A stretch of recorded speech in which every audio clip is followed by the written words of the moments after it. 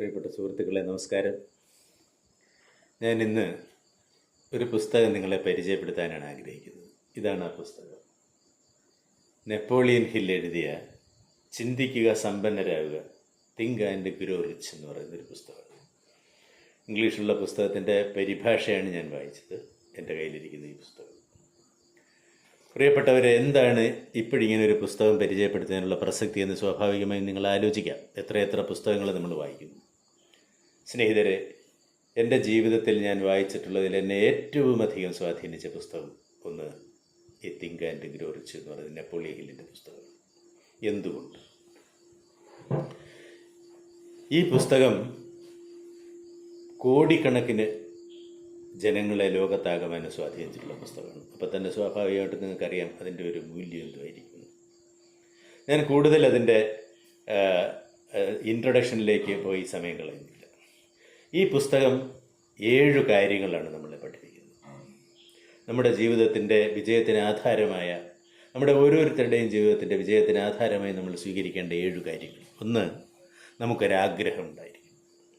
നമുക്കറിയാം, പലരും നമ്മുടെ അടുത്ത് പറയും, എനിക്ക് പല പല ആഗ്രഹങ്ങൾ ജീവിതത്തിലുണ്ട്, സാധിക്കാനായിട്ട് കഴിയും, പക്ഷെ ഒന്നും ഇങ്ങോട്ട് നടക്കുന്നില്ല, അത് സാധ്യതപ്രായമാകാൻ കഴിയുന്നില്ല, എൻ്റെ ജീവിതത്തിൽ ഇതൊക്കെ നടക്കുമോ എന്നൊക്കെയുള്ള ആശങ്കകൾ പലരും പ്രകടിപ്പിച്ചിട്ടുണ്ട്. സുഹൃത്തുക്കളെ, അത് ശക്തമായ ഉറച്ച മനസ്സിലറിഞ്ഞ ഒരാഗ്രഹമായിരുന്നില്ല അവർ കൊണ്ട് നടന്നത്. നമ്മുടെ സാധ്യതകൾക്കും പരിമിതികൾക്കും അനുസൃതമായി നമ്മളൊരാഗ്രഹം കെട്ടിപ്പടുക്കണം. വളരണമെന്നുള്ള അഭിവാഞ്ച, ഇച്ഛാശക്തി നമ്മുടെ ഉള്ളിൽ വളരണം. അങ്ങനെ ഒരാഗ്രഹം, ഒരു ആഗ്രഹം നീ ഉള്ളതുകൊണ്ട് ഞാൻ ഉദ്ദേശിക്കുന്നത് കേവലം ഒരു ആഗ്രഹം എന്നുള്ള അർത്ഥത്തിലല്ല, അല്ലെങ്കിൽ നെപ്പോളിയൻ ഹില്ലിൽ ഉദ്ദേശിക്കുന്നത് ജീവിതത്തിൽ മുന്നേറാനുള്ള അദമ്യമായ ആഗ്രഹമാണ് നമുക്ക് ആദ്യമായിട്ടുണ്ടാവുന്നത്. അദ്ദേഹം നമ്മളോട് പറയുന്നതിന് നമ്മുടെ ചിന്തയിലൊരു സ്ഥാനം കൊടുക്കണം. 2, ഒരു വിശ്വാസം വേണം. ഈ ആഗ്രഹം എന്നെക്കൊണ്ട് സാധിച്ചെടുക്കാൻ കഴിയുന്നതാണ്, എനിക്കിതിനുള്ള കേപ്പബിലിറ്റി ഉണ്ട്, കഴിവുണ്ട് എന്നുള്ള ഉറച്ച ഒരു ആത്മവിശ്വാസം നമ്മുടെ മനസ്സിൽ ഉറപ്പിച്ചെടുക്കണം. ആ വിശ്വാസദാർഢ്യത്തിൻ്റെ അടിത്തറയിലായിരിക്കും നമ്മൾ ഇനി നമ്മുടെ ജീവിതം കെട്ടിപ്പടുക്കാൻ പോകുന്നത്. അല്ലെങ്കിൽ നമുക്ക് വിജയിക്കാനാവത്തില്ല. അപ്പോൾ നമുക്ക് ഒരു വിശ്വാസം വേണം, നമ്മിൽ തന്നെയുള്ളൊരു വിശ്വാസം, നമ്മുടെ ജീവിതത്തിൽ തന്നെ ഒരു വിശ്വാസം, ഉയർച്ച ഉണ്ടാകും എന്നുള്ളൊരു ആത്മവിശ്വാസം നമ്മളിലുണ്ടാകണം. 3, അദ്ദേഹം പറയുന്നത് നിശ്ചിതമായ ഒരു ലക്ഷ്യം ഉണ്ടായിരിക്കണം. നിങ്ങൾക്ക് ഒരു ലക്ഷ്യമുണ്ടായിരിക്കണം. You must have an aim in your mind and a mind in your aim എന്ന് ഒരു സെൻറ്റൻസ് ഉണ്ട്. നിങ്ങളുടെ മനസ്സിലൊരു ലക്ഷ്യം ഉണ്ടായിരിക്കണം, ലക്ഷ്യത്തിൽ പിന്നൊരു മനസ്സും ഉണ്ടായിരിക്കണം. അപ്പോൾ ഒരു നിശ്ചിതമായ ലക്ഷ്യം, നമ്മളിങ്ങനെ വളരെ സ്കാറ്റർ ചെയ്ത് പോകുന്ന ലക്ഷ്യങ്ങൾ കൊണ്ട് കാര്യമില്ല. ഇപ്പോൾ ഒരാൾ വെള്ളം കാണണം, അയാൾ കുറച്ച് നേരം ഒരു വീട്ടിലത്തെ ഒരു കിണർ കുഴിച്ച് അല്ലെങ്കിൽ കുഴി കുഴിച്ച് നോക്കി, വെള്ളം കണ്ടില്ല, അയാൾ അപ്പുറത്തോട്ട് മാറി വീണ്ടും ഒരെണ്ണം കുഴിച്ചു, അങ്ങനെ 10 തവണ കുഴിച്ചു, 10 ഇടത്തും വെള്ളം കണ്ടില്ല. വീടിൻ്റെ മുറ്റത്ത് 10 കുഴികളുണ്ടായി, എങ്ങും വെള്ളം കണ്ടില്ല. പക്ഷേ ഈ 10 ഇടത്ത് കുഴിച്ച കുഴിയും കൂടെ ഒരിടത്ത് കുഴിച്ചിരുന്നെങ്കിൽ അയാളുടെ കിണർ താഴെ ചെന്നിട്ട് അയാൾ വെള്ളം കണ്ടായിരുന്നു. അപ്പോൾ ഒരു നിശ്ചിതമായ ലക്ഷ്യം അത് നമുക്കുണ്ടായിരിക്കണമെന്നാണ് ആര് പറയുന്നത്? നെപ്പോളിയൻ ഹില്ല് നമ്മളെ പഠിപ്പിക്കുന്നത്. അടുത്തതൊരു പദ്ധതി വേണം. നമുക്ക് ഒരു പ്ലാൻ വേണം, ഒരു ഷെഡ്യൂൾഡ് ആയിട്ടുള്ള, വളരെ നിശ്ചിതമായി ആസൂത്രണം ചെയ്ത, അതിൻ്റെ എല്ലാ വശങ്ങളെക്കുറിച്ചും വിശകലനം ചെയ്തുകൊണ്ട് നടപ്പാക്കുന്നതിന് ഉപയുക്തമായ തരത്തിലുള്ള ഒരു പ്ലാൻ, ഒരു പദ്ധതി, എങ്ങനെ ഇത് ഇംപ്ലിമെൻ്റ് ചെയ്യണം എന്നുള്ളതിനെ സംബന്ധിച്ച് നമുക്കൊരു പ്ലാൻ വേണം. വളരെ ശ്രദ്ധിക്കേണ്ട ഒരു സംഗതിയാണ്. നമ്മുടെ ജീവിതത്തിൽ പലപ്പോഴും നമ്മൾ പരാജയപ്പെട്ടു പോകുന്ന നിശ്ചിതമായൊരു പ്ലാൻ ഇല്ലാത്തതുകൊണ്ടാണ്. അപ്പം നമുക്ക് ഒരു വിഷയത്തിൻ്റെ നാനാവശങ്ങളെക്കുറിച്ച് സർവ്വതല സ്പർശിയായ ഒരു പദ്ധതി നമ്മൾ തയ്യാറാക്കി വയ്ക്കണം. അത് കഴിഞ്ഞിട്ട് ഡിറ്റർമിനേഷൻ, ഉറച്ചൊരു തീരുമാനം വേണം. ആ പദ്ധതി നടപ്പാക്കുന്നതിനാവശ്യമായ ഒരു ഡിറ്റർമിനേഷൻ, ഉറച്ചൊരു തീരുമാനം.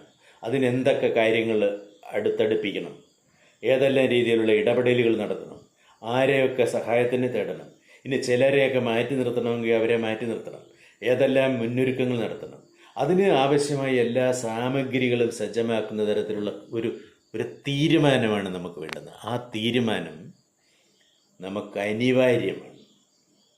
ആ തീരുമാനത്തിൽ ഉറച്ചു നിന്നേ നമുക്ക് വിജയം കൈവരിക്കാനാവൂ. മറ്റൊന്ന് ഏറ്റവും പ്രധാനമായിട്ടുള്ളത് ഒരെണ്ണമുണ്ട്, സ്ഥിരോത്സാഹം വേണം. നമുക്ക് പലപ്പോഴും ആഗ്രഹങ്ങളുണ്ടാവും, അതിൽ നമ്മൾ വിശ്വാസവും പുലർത്തും, നിശ്ചിതമായൊരു ലക്ഷ്യവും നമുക്കുണ്ടാവും, പദ്ധതിയും ഒക്കെ ഉണ്ടാവും, തീരുമാനവും കാണും. പക്ഷേ സ്ഥിരോത്സാഹം കാണത്തില്ല. നമുക്ക് സ്ഥിരോത്സാഹം, ഒരിക്കലും ക്ഷീണിക്കാത്ത, എന്തെല്ലാം പ്രതിസന്ധികളുണ്ടായാലും എന്തെല്ലാം തിരിച്ചടികളുണ്ടായാലും തളർന്നു പോകാത്ത, പിന്തിരിഞ്ഞോടാത്ത, അചഞ്ചലമായ ഒരു സ്ഥിരോത്സാഹം, മുന്നോട്ട് മുന്നോട്ട് മുന്നോട്ട് മുന്നോട്ടെന്ന് നമ്മളോട് പേർത്തും പേർത്തും നമ്മുടെ അന്തരാത്മാവിൽ നിന്ന് പറഞ്ഞുകൊണ്ടേയിരിക്കുന്ന ഒരു സ്ഥിരോത്സാഹം വേണം. അല്ലെങ്കിൽ നമുക്ക് വിജയിക്കാൻ പറ്റില്ല. പിന്നെ നല്ല കൂട്ടുകെട്ടുകൾ വേണം. ഗുഡ് ഫ്രണ്ട്ഷിപ്പ് എന്നാണ് നെപ്പോളിയൻ ഹിൽ നമ്മളോട് പറയുന്നത്. We must have good friendship. നമുക്കറിയാമല്ലോ, a friend in need is a friend indeed എന്നൊക്കെ നമ്മൾ പറഞ്ഞത് പലപ്പോഴും പറഞ്ഞ് ക്ലേശയായി പോയ വാക്യാണെങ്കിലും അതിൻ്റെ ഒരു പൊരുൾ നമ്മൾ മറന്നു പോകാൻ പറ്റത്തില്ല. ഒരു ഉത്തമനായ സുഹൃത്ത്, അല്ലെങ്കിൽ നിരവധി സുഹൃത്തുക്കൾ.